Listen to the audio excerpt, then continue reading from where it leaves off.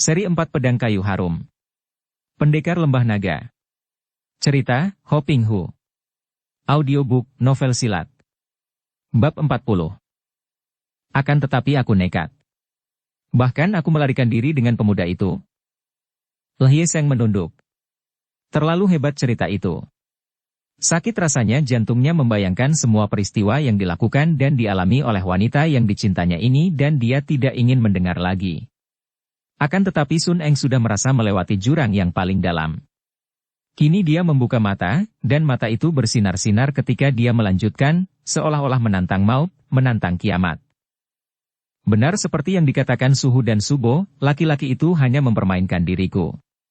Setelah dia puas menikmati diriku, dia lalu menjadi bosan dan hendak meninggalkan aku, tidak mau mengawiniku. Maka aku lalu membunuh si keparat itu. Sun Eng, Lhie Seng mengeluh. Dan setelah itu, Suhu dan Subo tidak lagi mau mengakui aku. Aku lalu merantau, pindah dari pelukan satu kepada lain pria, mencari-cari, aku haus akan cinta kasih pria yang sejati, mencari pengganti pria seperti Suhu. Namun, yang kutemui hanya pria-pria yang kejam, pria-pria yang hanya ingin menikmati tubuhku belaka, hendak menjadikan aku sebagai alat pemuas nafsu binatang mereka. Cukup! Lhie Seng membentak dan meloncat berdiri. Mengerikan sekali wajahnya, pucat dan matanya terbelalak, mulutnya menyeringai seperti orang menderita kenyerian hebat. Lemah lunglai rasanya seluruh tubuh Sun Eng setelah dia menceritakan semuanya. Kini dia siap menerima hukumannya yang paling hebat. Dia berlutut dan menyembah kepada Lhie Seng. Perempuan macam ini engkau cinta. Ah, Tai Hiap, sudah kukatakan aku tidak berharga, aku tidak patut menerima cinta dan kebaikanmu. Nah, sekarang sudah kau dengar semua. Itulah sebabnya mengapa Suhu dan Subo tidak lagi mau mengakui muridnya ini, bahkan tidak sudi menerima ketika aku datang hendak menolong mereka. Dan kau, silakan kalau hendak mengutuk, memaki dan boleh juga memukulku, Tai Hiap. Aku akan rela dan puas mati di tanganmu. Sejenak Lhie Seng berdiri seperti patung, tegak dan tidak bergerak, menunduk dan memandang kepala yang rambutnya awut-awutan itu. Dia bertanya-tanya kepada diri sendiri memeriksa hatinya sendiri. Heran. Dia memang menyesal sekali, berduka sekali, akan tetapi dia makin kasihan kepada wanita ini, makin mencintanya. Dia merasa berkewajiban untuk melindunginya, untuk menghiburnya, untuk membantunya melupakan semua peristiwa yang pahit itu. Cinta memang aneh sekali. Akan tetapi, barulah patut dibicarakan sebagai cinta kalau di situ tidak ternoda oleh cemburu, oleh marah, oleh benci. Cinta tidak mengenal baik buruk, cinta bukanlah sama dengan senang akan yang indah-indah, suka akan bersih-bersih. Cinta adalah cinta, di atas baik buruk. Karena sampai lama dia menanti dengan pasrah dan pemuda itu tidak bergerak, tidak berkata apa-apa lagi, perlahan-lahan Sun Eng mengangkat mukanya yang basah air mata. Air matanya masih turun menetes-netes dan dia melihat pemuda itu berdiri dengan muka menunduk, sepasang mata itu memandang kepadanya dengan lembut dan penuh iba, sama sekali tidak marah seperti yang diduganya. Sejenak mereka berpandangan dan air mata itu makin deras menetes turun. Tiba-tiba, seperti digerakkan oleh tenaga gaib, keduanya saling turun. Hanya ada keluhan tertahan keluar dari dada Lhie Seng, dan Sun Eng merintih, membiarkan dirinya dipeluk, ditarik berdiri dan dia pun hanya merintih dan merasa seperti tenggelam dalam lautan yang tak berdasar ketika merasa betapa pemuda itu menciuminya di antara bisikan-bisikan yang terdengar seperti suara gaib baginya. Sun Eng, aku cinta padamu, apapun yang terjadi, sedang terjadi atau akan terjadi demi langit dan bumi, aku cinta padamu. Sun Eng adalah seorang wanita yang telah matang dalam hubungan asmara antara pria dan wanita. Bahkan selama dia mencari-cari pengganti gurunya, di antara banyak kaum pria, dia terkenal pandai membujuk, pandai merayu dan ahli dalam permainan cinta. Namun, sekali ini, dalam dekapan Lhie Seng, pemuda yang masih hijau dan canggung, dalam hujan ciumannya, Sun Eng hanya gemetar, setengah pingsan dan tidak dapat apa-apa seperti seorang anak perawan yang masih belum tahu apa-apa. Terasa olehnya betapa api nafsu membakar dan berkobar di antara mereka, perlahan-lahan menghangatkan dan membakar dirinya pula, Sun Eng meronta dan melepaskan diri. Tidak. Jangan lakukan itu, Tai Hiap. Dia terengah di antara ciuman Lhie Seng yang terkejut dan melepaskannya dengan lembut, memandangnya dengan heran. Aku cinta padamu, Encieng. Demi Tuhan, terkutuklah aku kalau tidak mempercayai cinta kasihmu, Tai Hiap. Aku percaya dan engkau telah mengangkatku dari jurang maut, engkau telah mendatangkan cahaya terang dalam hidupku yang gelap gulita. Dan demi langit dan bumi, aku pun cinta padamu, Tai Hiap, aku memujamu, menjunjungmu seperti doaku, pelindungku, dan aku rela menyerahkan jiwa dan ragaku kepadamu.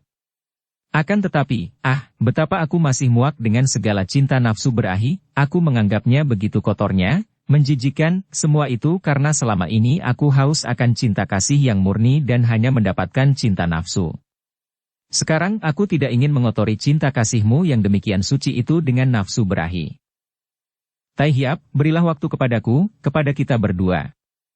Aku tidak ingin gagal lagi dalam hubungan antara kita. Akan tetapi aku pun tidak ingin engkau tergesa-gesa dan kemudian kecewa. Engkau telah mendengar riwayatku, engkau tahu betapa busuk dan kotornya aku, namun engkau masih menyatakan cinta. Ya Tuhan, terima kasih, Tai Hiap.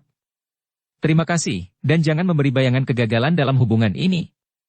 Biarlah engkau berpikir sampai masak benar untuk menyelidiki apakah benar cinta kasihmu ini murni. Aku tidak ingin melihat engkau kelak sengsara, lebih baik aku mati daripada melihat engkau menderita, Tai Hiap. Oleh karena itu, biarlah kita berpisah selama 1 tahun. Dan setahun kemudian, aku akan menantimu di sini, tepat di tempat ini, dan kita akan sama-sama melihat apakah benar-benar ada cinta kasih di antara kita. Nah, jangan bantah dan jangan halangi aku, Tai Hiap, selamat berpisah, sampai setahun lagi, ingat, setahun tepat di tempat ini.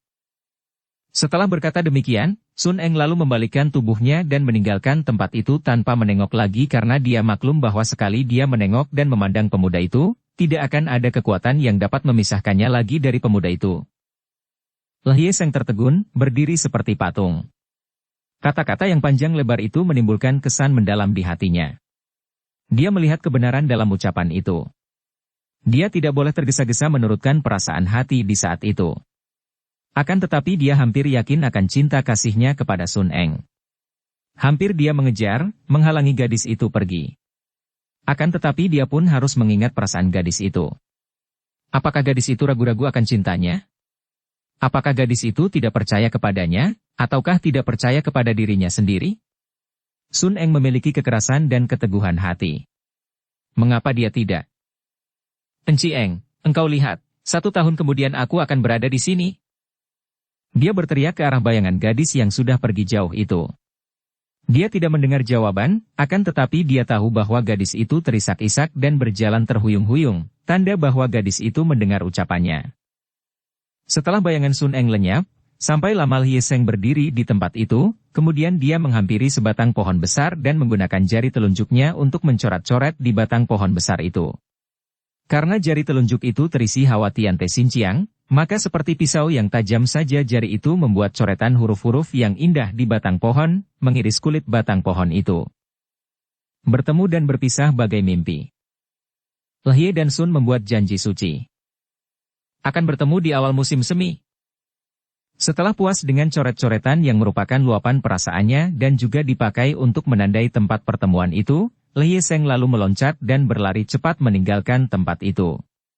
Dia tidak mengkhawatirkan keadaan ibu kandungnya, ayahnya, paman dan bibinya. Akan tetapi biarpun dia percaya bahwa mereka tentu dapat lolos, ada kekhawatiran bahwa mereka selanjutnya tentu akan dikejar-kejar sebagai musuh negara, sebagai pemberontak-pemberontak yang buron. Dan memang dugaan ini tepat. Kota raja menjadi gempar dengan adanya peristiwa itu. Biarpun istana tidak tahu menahu tentang penangkapan atas diri 4 pendekar itu dan tidak tahu pula mengapa mendiang Panglima Li Xiang melakukan penangkapan, namun pembunuhan terhadap Panglima itu dan perlawanan terhadap pasukan yang mengakibatkan tewasnya banyak pengawal, cukup menggegerkan. Apalagi Kim Hong Liunio yang menyebarkan fitnah bahwa 4 orang pendekar itu memang bermaksud memberontak, tentu saja omongan wanita yang pernah berjasa terhadap istana ini dipercaya oleh Kaisar yang segera memerintahkan agar 4 pemberontak yang buron itu ditangkap dan dihukum. Karena itu, terpaksa 4 orang pendekar itu bersembunyi untuk menghindarkan diri dari penangkapan dan pengejaran pemerintah. Tembok besar raksasa yang melintang di sebelah utara Tiongkok yang memisahkan Tiongkok dengan daerah luar, dinamakan Tembok Besar Selat Samil. Tembok itu merupakan keajaiban hasil karya tangan manusia. Selain amat kokoh kuat, tinggi dan besar, juga melintasi gunung-gunung, jurang-jurang, dan dipandang dari jauh mirip seekor ular raksasa berliku-liku antara pegunungan dan daerah liar itu. Daerah seperti itu tentu saja merupakan tempat persembunyian yang baik sekali bagi gerombolan-gerombolan jahat. Dan di antara gerombolan-gerombolan penjahat di sepanjang tembok besar itu, yang paling terkenal, ditakuti oleh para pelancong dan pedagang yang melintasi tembok besar, adalah perkumpulan Zheng Huapang. Seperti telah diceritakan di bagian depan, Zheng Huapang dipimpin atau diketuai oleh Gak Songkam, seorang ahli racun yang telah berani menggunakan julukan Tok Ong, Raja Racun, dan memiliki kepandaian tinggi karena dia adalah seorang di antara murid-murid terlihai dari mendiang Zheng Huasianjin, seorang jagoan Pek Lian Kau yang terkenal.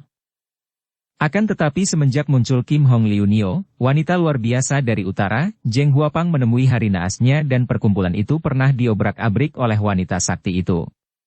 Banyak anak buah Zheng Huapang yang tewas di tangan Kim Hong Liunio, bahkan Tok Ong Gak Songkam sendiri nyaris tewas kalau saja dia tidak cepat-cepat melarikan diri. Akan tetapi semenjak itu, Gak Songkam telah menghimpun lagi anak buahnya, bahkan kini dia memperkuat kedudukannya dengan mengundang seorang tokoh hitam yang sudah terkenal di dunia Kang Ou, yaitu Bou Songkai yang berjuluk Jai Hua Sintu si maling sakti pemetik bunga. Bou Songkai ini berusia 46 tahun, seorang pria yang tampan dan pesolek, bersikap ramah dan menarik, akan tetapi sesungguhnya dia adalah maling tunggal yang lihai, dan seorang tukang memperkosa dan mempermainkan wanita yang keji. Karena Bou Songkai ini pernah berguru kepada mendiang Zheng Huasianjin, maka dia terhitung masih sute dari Gak Songkam sendiri. Sungguh pun dalam hal ilmu kepandaian, dia tidak kalah lihai dari suhengnya itu. Karena Zheng Huapang merupakan perkumpulan yang sudah kuat keuangannya, maka dengan menggunakan simpanannya, Gak Songkam berhasil membangun kembali perkumpulan itu, bahkan mendatangkan banyak orang untuk menjadi anak buahnya, pengganti anak buah yang roboh dan tewas ketika Kim Hong Liunio mengamuk. Kini, 2 tahun lebih kemudian, perkumpulannya telah bangkit kembali menjadi perkumpulan yang kuat dan menguasai daerah di luar tembok besar. Hasil pemungutan, pajak jalan, dari mereka yang lewat saja sudah lebih dari cukup, belum lagi sumbangan-sumbangan paksa dari para penghuni di luar tembok besar atau dari rombongan yang lewat. Jai Hua Sintu Bou Songkai suka sekali tinggal bersama suhengnya itu, karena suhengnya mampu menyediakan wanita-wanita cantik yang cukup banyak untuk dapat menghibur hatinya setiap hari siang malam. Pekerjaannya ringan sekali, hanya tinggal di tempat itu menjaga keamanan Zheng Huapang dan kadang-kadang ikut pula melatih kepada anak buah Zheng Huapang, membanggakan kepandaiannya di antara para anak buah yang memuji dan mengaguminya. Akan tetapi, kadang-kadang Bou Songkai terserang penyakit yang kumat kembali, yaitu penyakit yang timbul dari kebiasaan lamanya. Dia ingin sekali mendapatkan gadis atau wanita hasil culikan seperti yang sering dia lakukan sebelum dia tinggal di luar tembok besar dahulu.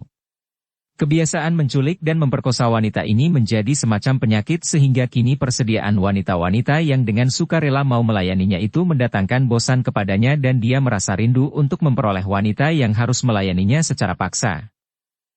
Sungguh keji sekali penyakit macam ini. Orang semacam Bou Songkai sudah sedemikian bejat moralnya sehingga memperkosa wanita, melihat wanita itu melawan, meronta dan menangis ketika diperkosanya, merupakan kesenangan dan kenikmatan tersendiri yang tidak bisa diperoleh dari para wanita yang disuguhkan oleh suhengnya kepadanya. Karena itulah, maka dia merasa gelisah dan pada suatu malam, begitu matahari tenggelam, Jai Huakep, penjahat pemerkosa, ini sudah meninggalkan sarang Zheng Huapang untuk pergi ke sebuah dusun yang terdekat dan di situ, setelah memilih-milih, akhirnya dia berhasil menculik seorang gadis petani yang manis. Dengan kepandaiannya yang tinggi, dia dapat melarikan gadis ini tanpa ada yang mengetahui dan tanpa gadis itu dapat berteriak sedikitpun karena telah ditotoknya, kemudian gadis itu dilarikannya ke sarang Zheng Huapang. Dukung channel Novel Silat dengan subscribe, follow, like, komen dan share. Para anak buah Zheng Huapang bersorak gembira menyambut kedatangan jagoan ini, dan hebatnya, Gak Songkam sendiri hanya tertawa melihat tingkah laku sutenya, sama sekali tidak menegurnya karena dia menganggap diculiknya seorang perawan dusun itu hanya merupakan soal kecil yang tidak perlu diributkan dan dianggapnya sebagai hal remeh. Demikianlah, tanpa ada gangguan apapun Bou Songkai si penjahat cabul itu lalu membawa perawan dusun yang diculiknya itu ke dalam kamarnya, memaksanya untuk melayaninya makan minum dengan gembira. Biarpun dia telah memerintahkan beberapa orang wanita untuk memandikan darah desa itu secara paksa dan memberinya pakaian indah dan baru sehingga perawan dusun itu nampak makin manis, namun gadis itu selalu menangis dan hanya karena takut maka dia mau duduk semeja dengan penculiknya tanpa menjamah masakan yang dihidangkannya. Dia gemetar ketakutan dengan wajah pucat dan mata terbelalak, seperti seekor kelinci yang dipermainkan oleh seekor harimau yang menangkapnya. Inilah keadaan yang dirindukan oleh Bou Songkai. Kalau gadis dusun itu menurut dan mau melayaninya dengan sukarela, agaknya dia pun akan merasa jemu karena biarpun gadis itu manis, namun dibandingkan dengan wanita-wanita yang disediakan oleh suhengnya di tempat itu untuknya wanita-wanita yang berpengalaman dan pandai bersolek, pandai pula merayu, tentu darah dari desa ini kalah jauh. Akan tetapi gadis itu gemetar ketakutan, dan inilah yang menimbulkan gairahnya. Maka dia makan minum sambil tertawa-tawa, menikmati keadaan itu di mana gadis itu duduk dengan seluruh tubuh menggigil, ngeri membayangkan apa yang akan menimpa dirinya. Bou Songkai ingin menikmati keadaan ini perlahan-lahan, tidak tergesa-gesa, untuk memperpanjang keadaan tegang bagi gadis itu yang amat menyenangkan hatinya. Agaknya seperti inilah seekor kucing menikmati permainannya dengan seekor tikus, lebih dulu mempermainkannya, membiarkannya lari lalu ditangkap kembali, menikmati tikus itu dalam ketakutan hebat selama mungkin sebelum akhirnya mengganyangnya. Pada saat Bou Songkai makan minum dengan gembira itu, dua orang muda nampak memasuki pintu gerbang sarang Zheng Huapang. Sungguh mengejutkan dan mengherankan sekali bagaimana ada dua orang asing berani datang memasuki sarang itu. Dua orang pemuda yang berjalan masuk dengan langkah ringan dan lenggang seenaknya, seolah-olah mereka itu tidak sedang memasuki sarang Zheng Huapang yang ditakuti orang, melainkan sedang memasuki pintu halaman rumah mereka sendiri saja. Dan dua orang muda ini bukan lain adalah Pangeran Ogut Hai atau Pangeran Cheng Han Hou dan Xin Liong. Seperti telah diceritakan di bagian depan, dua orang muda ini berangkat meninggalkan istana Raja Sabutai untuk memberi hajaran kepada Zheng Huapang yang telah berani mengirim orangnya untuk mencoba melakukan pembunuhan terhadap Cheng Han Hou. Mereka berdua melakukan perjalanan menunggang kuda, tanpa diiringkan seorang pun pengawal. Setelah di luar daerah yang menjadi sarang Zheng Huapang, keduanya lalu meninggalkan kuda mereka, dicancang di dalam hutan lalu melanjutkan perjalanan memasuki daerah musuh itu dengan jalan kaki dan akhirnya mereka memasuki pintu gerbang sarang Zheng Huapang dengan tenang. Tentu saja kedatangan dua orang muda ini segera ketahuan dan gegerlah Zheng Huapang. Dalam waktu singkat saja sudah ada belasan orang anggota Zheng Huapang yang datang mengurung kedua orang pemuda itu begitu mereka melewati pintu gerbang. Obor dipasang dan dipegang tinggi-tinggi sehingga tempat itu menjadi terang. Namun, para anggota Zheng Huapang menjadi terheran-heran melihat bahwa yang datang itu hanya dua orang pemuda remaja yang bersikap sedemikian tenangnya walaupun mereka telah dikurung banyak orang. "Hai, dua bocah lancang. Siapa kalian berani datang ke tempat ini tanpa izin? Apakah kalian sudah bosan hidup?" bentak seorang di antara mereka. Marahlah Han Hou mendengar ini. Dia seorang pangeran. Di kerajaan ayahnya, dia dihormati secara berlebihan, bahkan di kerajaan selatan, dia pun seorang pangeran yang pernah menjadi kuasa kaisar dan di mana-mana pun dia dihormati. Kini, teguran itu tentu saja membuat dia marah sekali. Cheng Han Hou bertolak pinggang dan dengan suara lantang dia berkata, Kalian ini tikus-tikus busuk kecil tidak berharga bicara dengan kami. Hayo suruh tikus besar Gak Songkam keluar untuk menemui kami."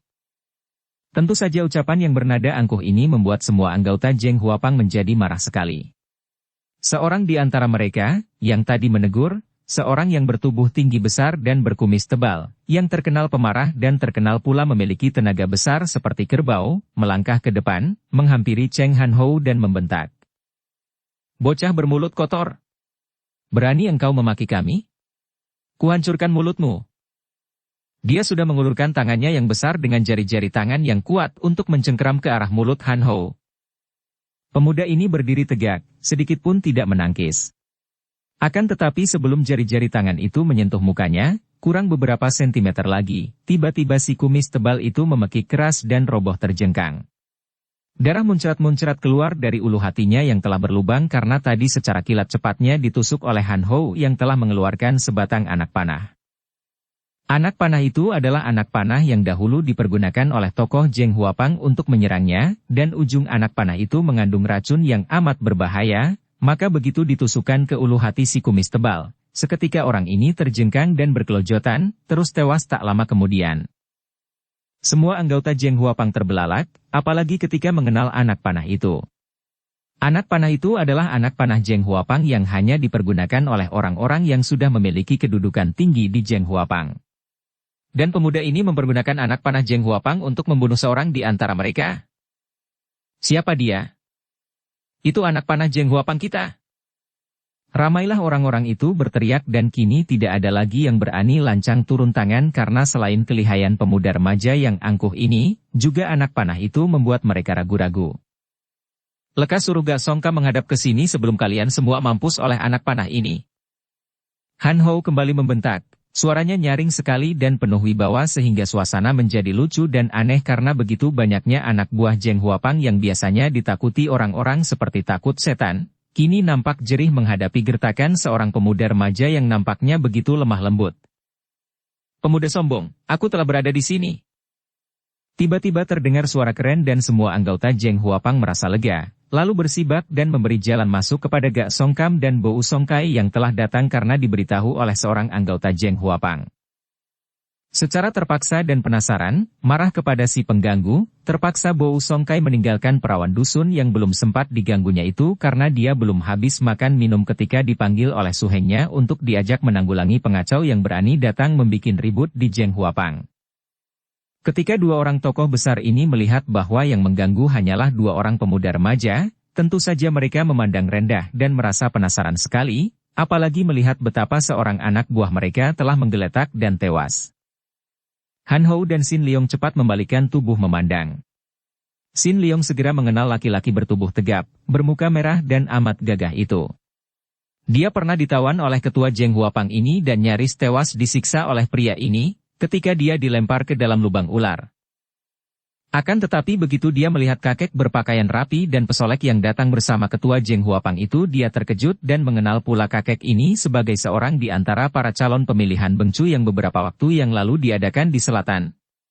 Dia mengenal Jehua Sintu Bou Songkai yang merupakan kaki tangan atau sahabat dari Lam Hai Semlo dan biarpun dia sendiri belum pernah bentrok dengan orang ini, dia dapat menduga bahwa tentu kepandaian si maling tunggal ini lihai sekali. Juga si maling sakti itu segera mengenal Sin Leong, bocah yang pernah menggegerkan pemilihan Bengcu di selatan, maka kagetlah dia dan mukanya sudah berubah. Apalagi dia pun mengenal Cheng Han Hou, utusan kaisar yang amat ditaati oleh Lam Hai Semlo dan biarpun dia sendiri tidak mempunyai hubungan dengan pemuda bangsawan itu, namun dia pun sudah merasa jerih. Tidak demikian halnya dengan suhengnya, ketua Zheng Huapang. Dia ini sudah lupa kepada dua orang pemuda remaja itu, biarpun keduanya pernah dia jumpai. Melihat betapa seorang anggotanya tewas, dia sudah marah sekali. Siapakah kalian dan mengapa kalian datang membunuh seorang anggota kami, bentaknya sambil melangkah maju.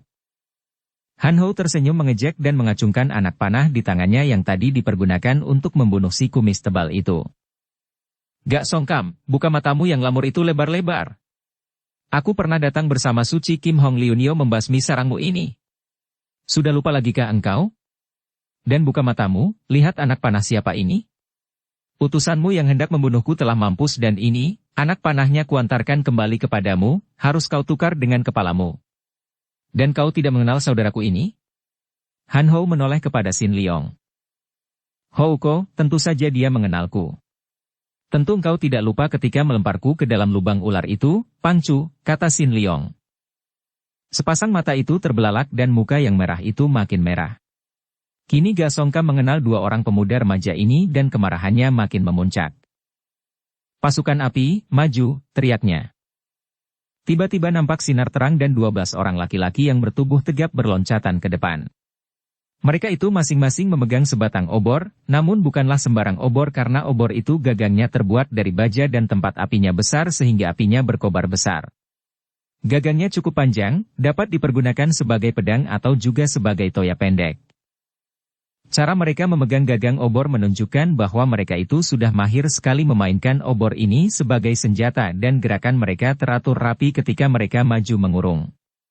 Kaki mereka bergerak perlahan dan mereka melangkah mengelilingi tempat itu, makin lama makin menyempit dan mereka menggerak-gerakkan obor di tangan dengan teratur pula dan berbareng sehingga nampak indah karena mereka itu seolah-olah sedang mainkan tari obor.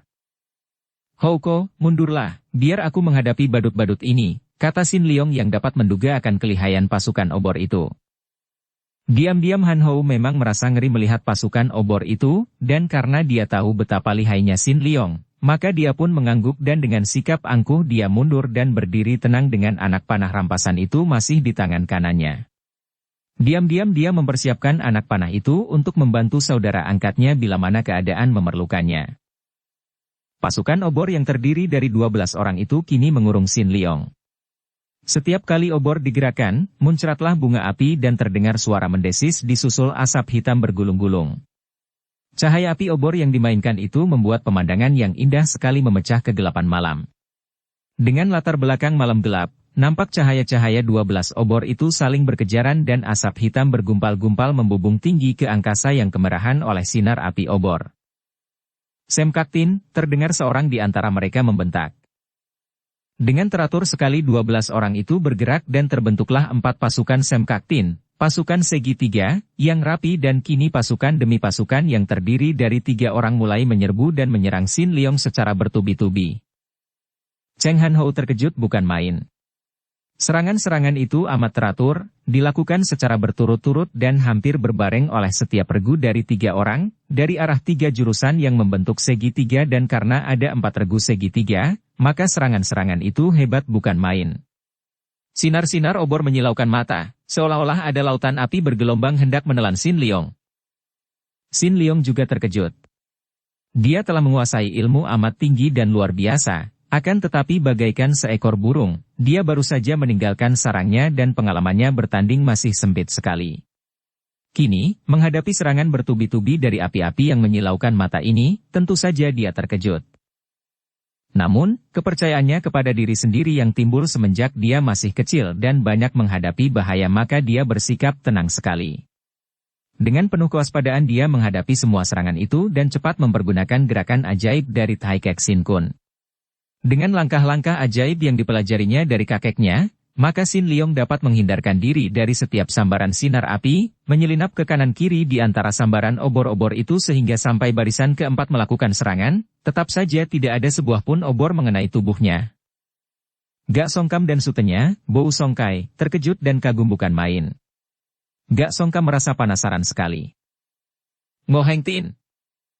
Dia berseru nyaring dan 12 orang itu bergerak otomatis. 4 barisan Semkaktin tadi kini bergabung dan membentuk 2 barisan Ngoheng yang terdiri dari masing-masing 5 orang berjumlah 10 orang dan 2 orang yang tersisa kini bertugas sebagai pemimpin pasukan dan berdiri di kanan kiri memberi aba-aba kepada masing-masing pasukan.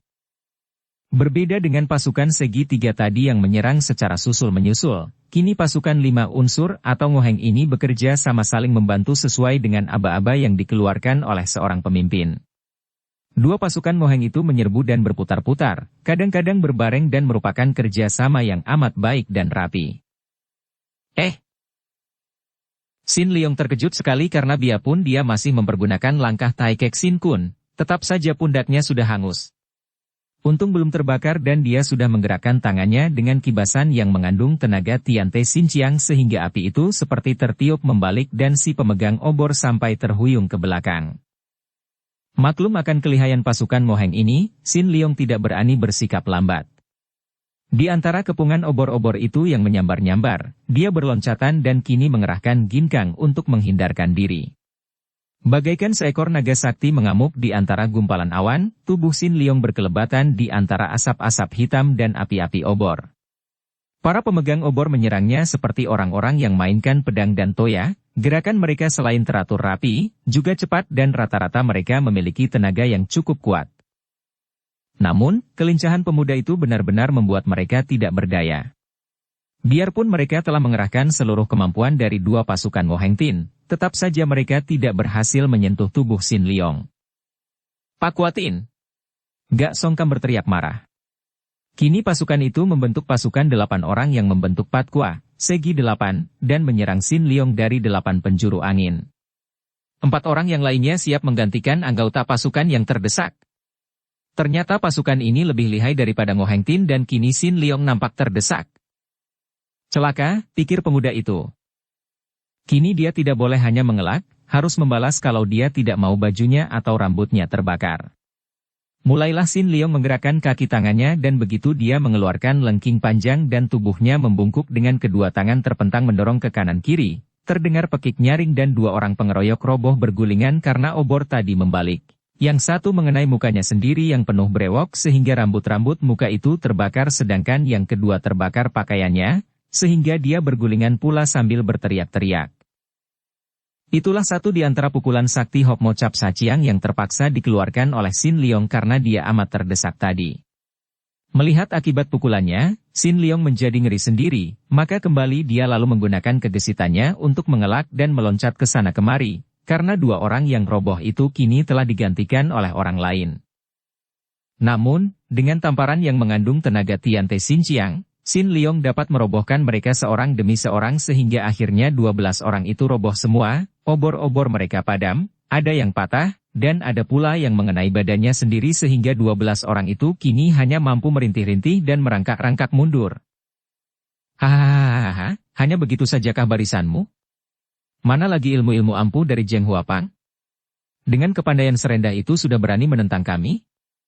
Hahaha, adik Sin Leong, engkau sudah cukup bermain-main, mundurlah, kata Han Hou sambil mentertawakan Gak Songkam. Melihat kesempatan ini, Bou Songkai meloncat ke depan. Dia memang sudah merasa jerih terhadap Sin Leong yang pernah dilihatnya menimbulkan kegemparan ketika diadakan pemilihan Bengcu.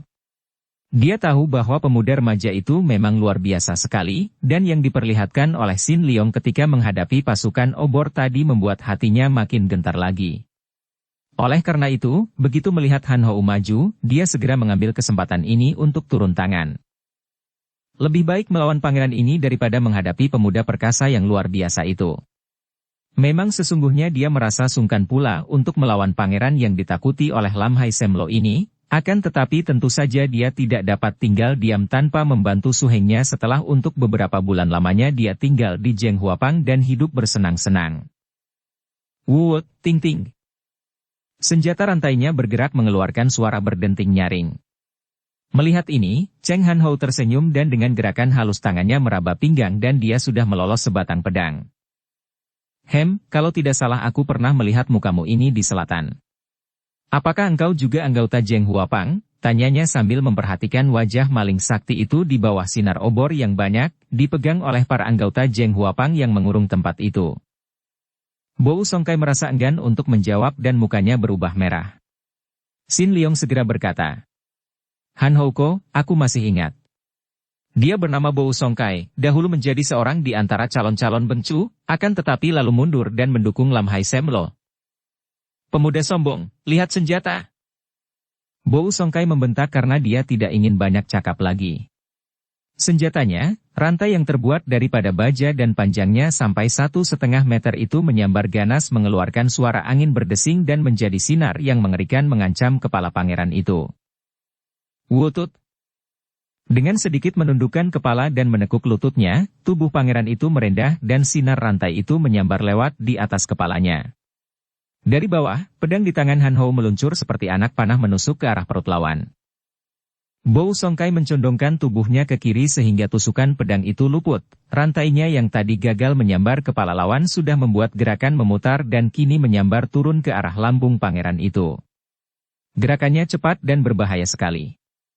Rantai di tangannya itu seperti hidup, begitu luput mengenai sasaran dapat membalik dan langsung membuat serangan lanjutan. Kaget juga Han Hou melihat kecepatan gerakan lawan ini, maka dia pun lalu memutar pedangnya ke bawah untuk menangkis sambil mengerahkan tenaga sinkangnya. Cering! Bunga api berpijar dari pertemuan rantai dan pedang.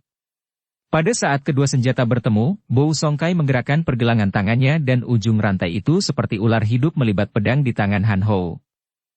Namun, pangeran muda yang lihai ini tidak menjadi gentar, bahkan dia menggerakkan kakinya maju dan cepat sekali kakinya menendang ke arah pergelangan tangan yang memegang rantai.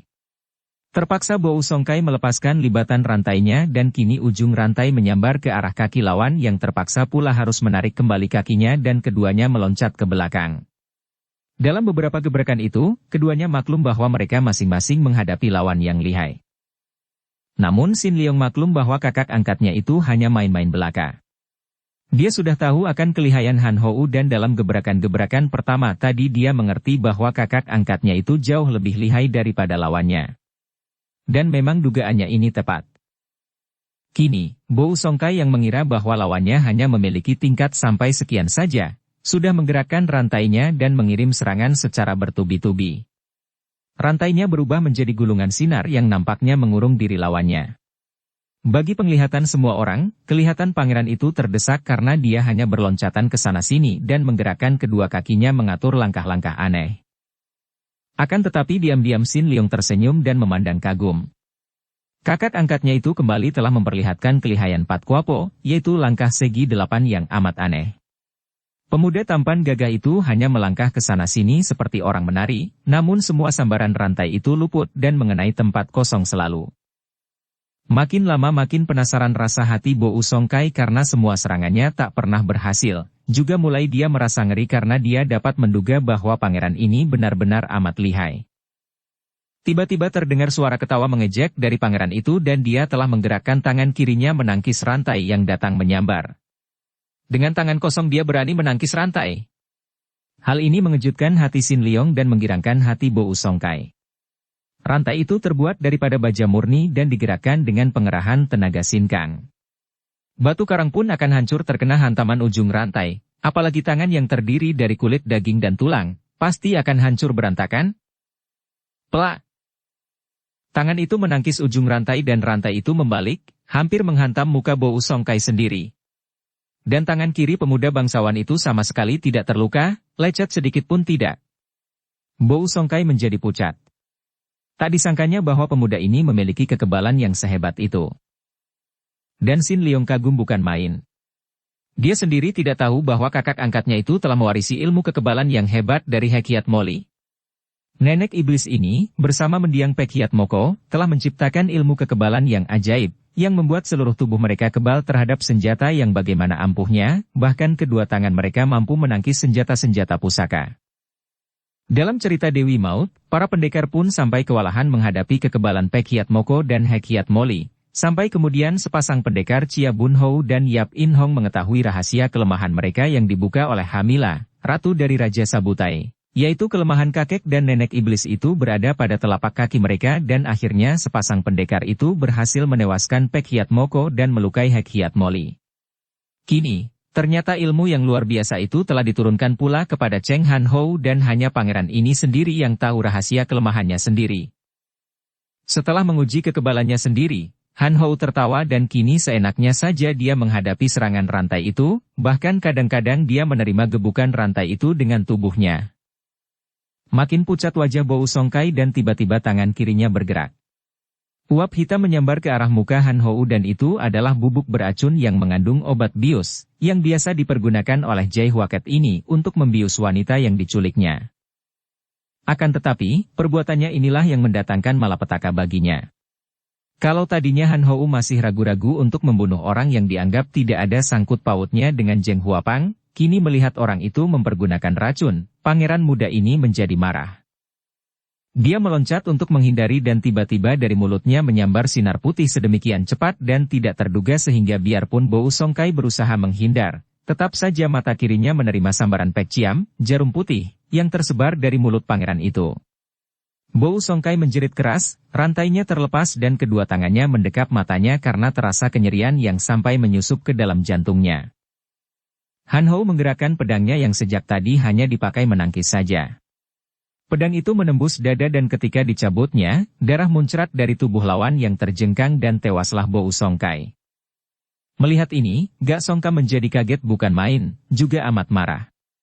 Dia berteriak mengeluarkan aba-aba bagi semua anak buahnya untuk maju mengeroyok, sedangkan dia sendiri lalu mengerahkan pedangnya yang ampuh, pedang yang mengandung racun amat jahat, menerjang ke depan, disambut oleh Sin Leong.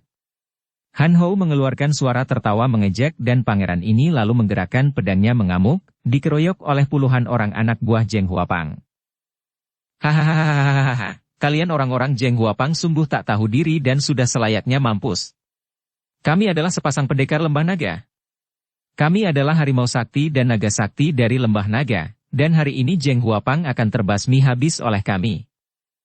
Diam-diam Xin Liong terkejut mendengar suara yang amat congkak ini, dan dia merasa ngeri melihat betapa Han Hou mengamuk dengan pedangnya, merobohkan para anggota Zheng Huapang seperti orang membabat rumput saja.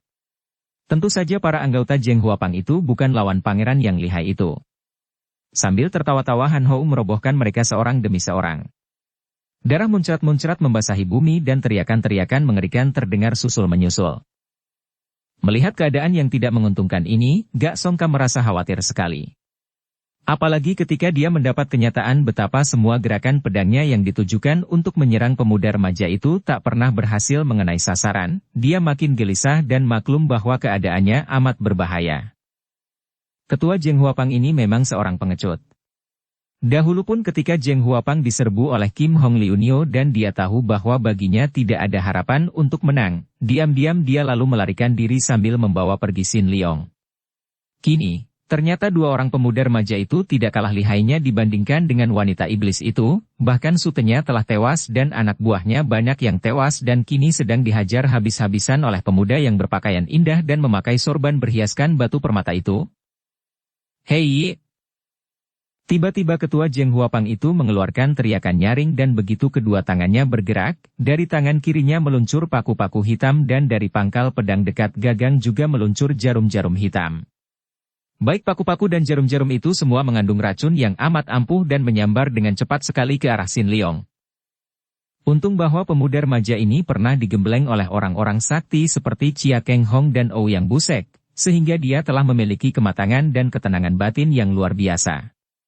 Penyerangan jarum-jarum dan paku-paku itu amat tiba-tiba dan sama sekali tidak tersangka-sangka, juga dilakukan dari jarak dekat.